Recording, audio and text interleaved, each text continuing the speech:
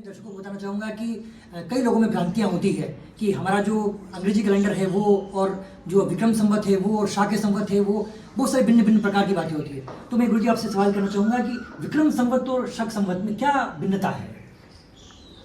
भारत में जो ज्योतिष और गणित होती थी वो होती थी सौर संवत्सर से। जी उसमें चांद्र संवत्सर का प्रयोग कम था, इसलिए जो ज्योतिष की गणना करते थे तो विशेष करके महादेवी ने जो अहरगण बनाया 1100 ईस्वी 1200 ईस्वी, तब से अहरगण की गिनती सूर्य के प्रारंभ के नक्षत्र से हुई।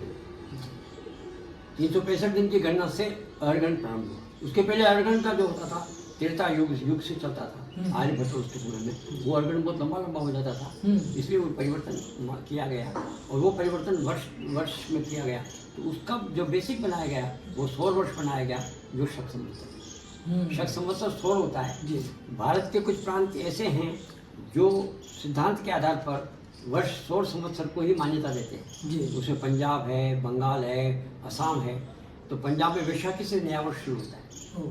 वो वैशाखी का मतलब वो मेष राशि में सूर्य आता है तब वैशाखी होती है, 13-14 अप्रैल को होती है। बिल्कुल। तो वहाँ वैशाखी से शुरू होता है और वहाँ जो महीने चैत्र वैशाख चलते हैं ना, वो उस संक्रांति से चलते। अच्छा। अपने यहाँ की जैसे मेवाड़ में, राजस्थान में, मध्य प्रदेश में, उत्तर प्रदेश में चलते हैं, उस प्रकार से वहाँ महीना नहीं बदलता। बंगाल में, उड़ीसा में, मद्रास में, पंजाब में सौर कैलेंडर चलते हैं और सौर कैलेंडर के आधार पर ही वर्ष का प्रारंभ होता है। ऐसा ही असम में होता है। केरल में सौर कैलेंडर चलते हैं, परंतु वो सौर कैलेंडर कब से शुरू होते हैं? सिंह राशि से। अच्छा। तो वहाँ पहला वर्ष का पहला दिन जो होता है वो चिंगम होता है। चिंगम। अच्छा, चिंगम। सिंगम को चिंगम बोलते हैं। अच्छा, चिंगम। स को च का उच्चारण जो। हाँ, वहाँ विचित्र है। अच्छा। वो कन्या नहीं बोलते, कन्नी बोलते। तो कन्नी, तुली। अच्छा। कन्नी, वहाँ महीनों के नाम कन्नी, तुली, चिंगम।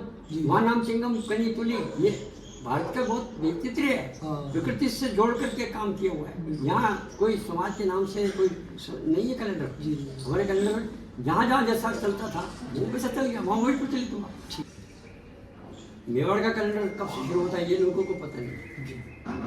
मेवाड़ का कैलेंडर शुरू होता था श्रावण से। श्रावण शुद्ध एकम को यहाँ घोट होती थी। अच्छा। और श्रावण शुद्ध एकम से नया वर्ष शुरू होता था। ये नहीं। अब वो श्रावण शुद्ध क्यों होता था? वो फसली संवत्सर था, क्योंकि राजा जो टैक्स लेता था फसल का, अच्छा, तो वो श्रावण से वो टैक्स भरा जाता था, वो जो लेवी लगती थी। जी। इसलिए वहां से शुरू कर दिया। वहां से शुरू, इसको बोलते हैं फसली संवत्सर। फसली, अपने फसली संवत्सर भी थे और इसके बारे में फसल के आधार पर चलते थे। तो राजा महाराजा जो चलाते थे वो फसली संवत्सर चलाते थे, वो ये विक्रम संवत नहीं चलता था। तो क्योंकि वो टैक्स का जो संवत्सर, अभी फाइनेंशियल ईयर अलग होता था, ऐसे वहाँ फसली संवत्सर अलग होता था। अरे वाह। तो अपने यहाँ फसली संवत्सर भी है। मेवाड़ का फसली संवत्सर श्रावण से शुरू होता था